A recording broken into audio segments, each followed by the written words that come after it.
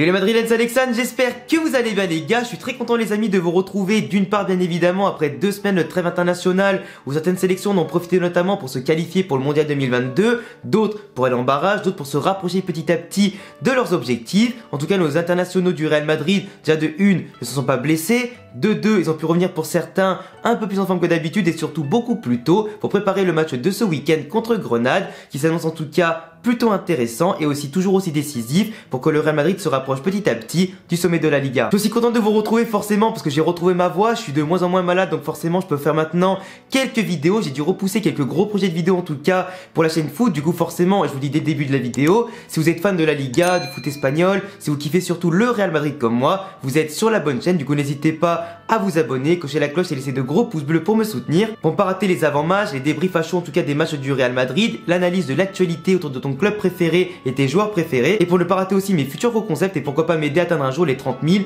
40 000, 50 000 ou pourquoi pas 100 000 Madridistas sur la chaîne YouTube. Du coup le Real Madrid qui se déplace ce dimanche en Andalousie sur le terrain de Grenade qui est certes pour l'instant quasiment relégable mais qui peut offrir aujourd'hui un match piège, surtout après quand même des semaines de matchs de sélection qui sont en général pas forcément favorables aux grosses équipes qui ont engendré de la fatigue et tout ça, mais on va analyser tout ça ensemble dans cette vidéo. Tout comme les avant-matchs les amis, depuis maintenant 2 mois sur la chaîne YouTube, les vidéos d'avant-match sont sponsorisées par NetBet qui sont du coup un site et aussi notamment une application de paris sportifs disponible sur Android, sur iOS et sur PC aussi bien évidemment, qui te propose de parier sur plusieurs sports en général, les sports les plus connus comme les moins connus, avec notamment différents championnats que ce soit européens ou des différents continents, avec des codes plus ou moins avantageuses. Si tu passes par mon lien en description, tu auras notamment 100 € de paris gratuits, puis notamment avec mon code Alexandre10, 10 € de free bet pour jouer directement avec des free bets, puis ensuite à ton propre argent, et notamment les free bets sont disponibles sans faire le moindre dépôt. Comme d'habitude à la fin de la vidéo je te donnerai les cotes les plus intéressantes pour le match en tout cas entre Grenade et le Real Madrid. Du coup reste bien jusqu'à la fin pour mon analyse et pourquoi pas les cotes intéressantes. Pour parler plus précisément maintenant de l'analyse du match entre Grenade et le Real Madrid,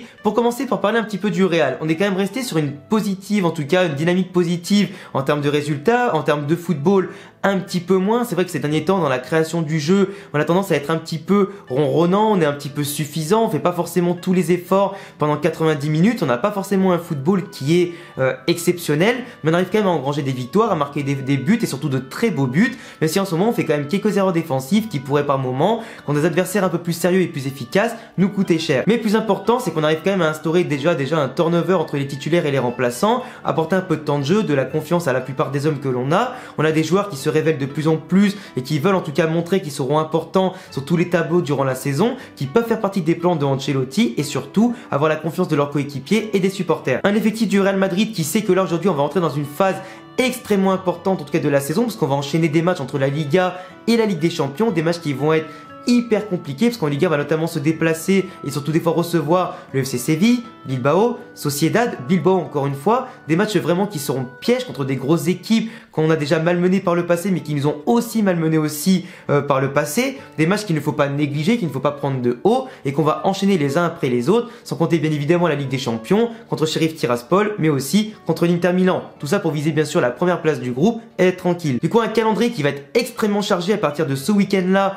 post du coup sélection et de l'autre côté jusqu'à mi voire fin décembre. Un calendrier forcément où il faudra compter sur l'ensemble des hommes de l'équipe, les titulaires comme les remplaçants, faire en sorte que tout le monde prenne de la confiance, que tout le monde soit décisif et surtout en forme car les équipes contre qui on va jouer ne vont pas nous faire de cadeaux. Il y a aussi l'Atlético Madrid etc. Donc vraiment des très gros matchs qui sont pas à prendre avec des pincettes, des matchs qui peuvent aujourd'hui nous permettre de prendre de l'avance, de couler certains concurrents, de mettre aussi fin à la bonne dynamique d'autres concurrents notamment pour la Liga comme la Sociedad pourquoi pas que l'on va affronter et qu'on pourrait notamment battre pour passer devant s'ils continuent de leur côté à maintenir en forme en tout cas leur dynamique. Ce week-end eux ils vont du coup recevoir Valence si je dis pas de bêtises, donc nous de l'autre côté on se déplace à Grenade, c'est peut-être l'occasion de repasser devant en comptant toujours un match de moins par rapport à la Sociedad. Du coup un Real Madrid qui est quand même en forme physiquement, sauf en fin de mi-temps en général on voit quand même une équipe qui tire un peu la langue, qui demande souvent l'heure en tout cas pour finir les matchs, mais qui est quand même en confiance, qui n'est pas souvent dominé en tout cas par l'adversaire, malgré les trous des fois qu'on peut laisser dans la défense et dans l'organisation, et malgré des fois aussi un manque d'efficacité qui peut être un peu criant suivant les adversaires et suivant les matchs. Mais globalement, je vois quand même le Real Madrid confiant. T'as quand même des joueurs qui continuent de marquer avec leur sélection, avec leur club,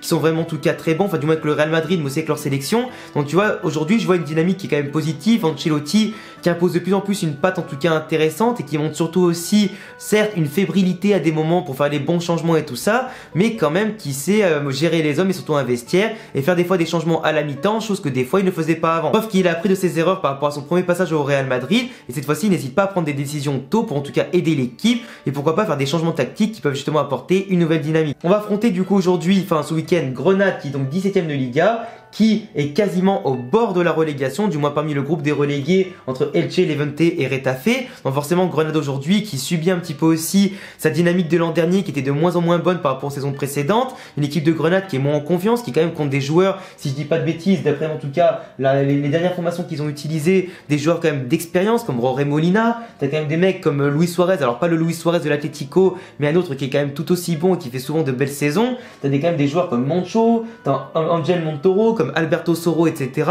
Des joueurs qui connaissent la Liga, qui connaissent en tout cas le bon niveau de la Liga et qui en général ont une bonne dynamique. Sauf qu'aujourd'hui on voit clairement que Grenade, dans l'ensemble de ses matchs, déjà de une, n'a pas la possession du ballon, se procure très peu d'occasions, parce que quand tu regardes en tout cas au classement global, ils sont 17ème pour 12 matchs joués, 2 victoires seulement, dont une contre le FC Séville en étant en total hold-up, en faisant que défendre à 11 dans leur surface et en ayant marqué sur un contre ou un coup de pied arrêté, contre Séville qui avait fait que plus de 20 frappes dans ce match et Grenade que 3, donc tu vois c'est pas forcément représentatif, et une victoire 3-0 contre Levante qui est donc aussi un candidat de leur côté aussi pour le maintien et à la relégation. Donc tu vois c'est pas forcément représentatif au niveau de leur victoire, mais au niveau des nuls ils en ont quand même fait 5 et 5 défaites, et quand ils perdent vraiment un peu salement, des 4-0, 3-0, etc. Des fois 2-0 aussi, mais en tout cas une équipe qui n'arrive pas, une fois qu'elle prend des buts, à avoir le mental pour justement inverser la situation. Donc une équipe qui est très fébrile mentalement, qui va pas forcément chercher l'adversaire à la gorge avec un gros pressing et contre-pressing, mais une équipe qui se laisse en tout cas dominer, qui attend dans sa surface pour se projeter très vite. Sauf que ça en général ça marche si t'es efficace, mais cette année on le voit clairement, avec 11 buts marqués en 12 matchs, c'est pas du tout une équipe qui est efficace et surtout qui encaisse beaucoup de buts. 16 buts encaissés en 12 matchs, c'est énorme. Plus d'un but marqué, enfin plus d'un but encaissé par match et moins d'un but marqué par match. Ça montre que c'est une équipe, comme je le disais, en manque de confiance, fébrile mentalement et qui surtout n'a pas les jambes et l'efficacité pour gagner contre de très grosses équipes, sauf par coup de chance comme contre le FC Séville. FC Séville qui fait quand même une très bonne saison, du coup en étant en égalité avec le Real Madrid qui a fait le même bilan que nous, donc forcément c'est pas à les prendre à la légère. Ils ont perdu une fois, c'est un faux pas, comme nous on a fait un faux pas notamment contre l'Espagnol Barcelone. Donc, tu vois Grenade qui a fait des résultats comme je te montre sous les yeux, ils ont quand même perdu 2-0 contre l'Espagnol Barcelone, ils ont gagné 3-0 certes contre Levante il y a pas longtemps, donc un concurrent direct à la relégation, 1 contre Retafe, 1 contre Osasuna qui était à 10 contre 11, gagné 1-0 contre Séville, comme je vous l'ai dit par un peu de chance,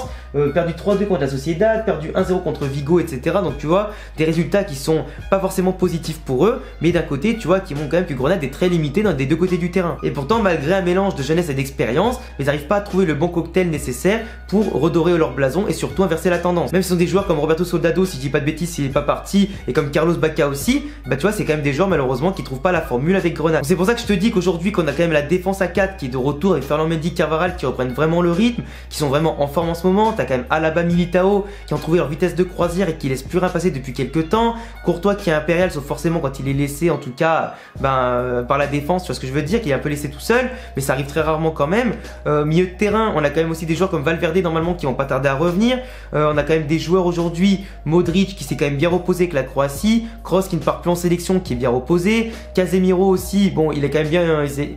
Casemiro qui a bien joué avec le Brésil, mais bon, je pense qu'il va un peu souffler, qu'il y aura Camavinga qui va sûrement jouer ce week-end. Donc voilà, donc t'as quand même tu vois, des joueurs qui sont là, qui sont frais, qui peuvent aider d'autres à souffler, vu qu'après il y a la Ligue des Champions mardi ou mercredi, et qu'il faudra commencer un petit peu à alterner dans le calendrier. Mais on attaque clairement, tu vois, Vinicius, Benzema, etc. Benzema en plus qui est rentré un peu plus tôt des sélections. Donc tu vois, moi je pense que c'est clairement le moment aujourd'hui de montrer que on peut continuer malgré la fatigue, malgré l'enchaînement des matchs, que ce soit en sélection et tout, qu'on peut être présent, qu'on peut encore une fois mettre un bon coup à la Liga, parce que la Sociedad peut faire un match nul minimum contre Valence. Donc forcément, s'ils tombent, ils perdent quelques points, on peut leur passer devant et reprendre le trône avec toujours un match en moins par rapport à la Sociedad. Et ça, ce serait intéressant quand même. Ça serait intéressant de passer premier avant d'affronter la Sociedad dans quelques semaines, histoire de vraiment de mettre un coup de pression et de dire que voilà, on est là, le trône il est à nous, histoire un peu plus après de gérer du côté de la Ligue des Champions, se qualifier sereinement, être premier du groupe et après gérer du coup la fin d'année 2021 qui va être encore une fois un calendrier chargé. Donc moi je vois bien Benzema et Vinicius continuer leur bonne forme en marquant tous les deux au moins un but.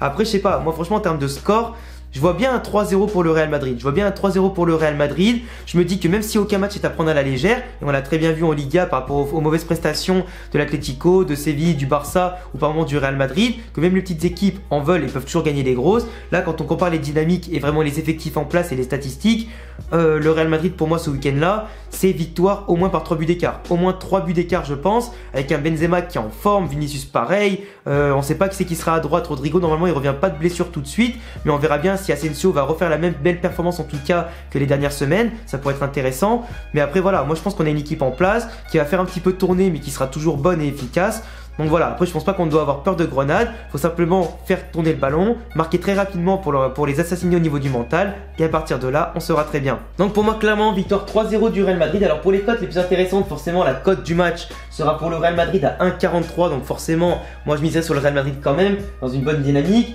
On a le plus 2,5 buts qui pour moi va passer forcément, même si on peut parler sur un 2-1, 3-0, tout ce que tu veux. Moi je pense qu'en tout cas à 1,45 ça peut passer. Et de l'autre côté on a donc forcément Benzema qui va être buteur à 1,73. 2,75 pourquoi pas pour Vinicius, 2,80 pour Asensio, ça peut se prendre aussi, surtout si je suis titulaire. Donc voilà, avant en tout cas, on a quand même de très belles cotes aujourd'hui encore ce week-end. Donc le Real Madrid pour moi gagnant, avec j'espère une belle performance, ça sera en tout cas stylé. Je vous laisse en tout cas les amis me donner tous vos pronostics pour ce match-là dans les commentaires. Vous abonnez bien évidemment si vous kiffez mes vidéos, mes analyses et le Real Madrid. Je suis encore un peu malade, ça se sent, mais en tout cas j'essaie d'aller mieux, de plus en plus vite pour vous proposer de plus en plus de vidéos. Et on se capte bien évidemment dimanche après le match pour préparer le débrief d'après-match et surtout voir toutes les analyses qu'on peut faire directement du match. Passez une excellente soirée, un bon week-end et je vous dis à dimanche après-midi. Ciao les gars.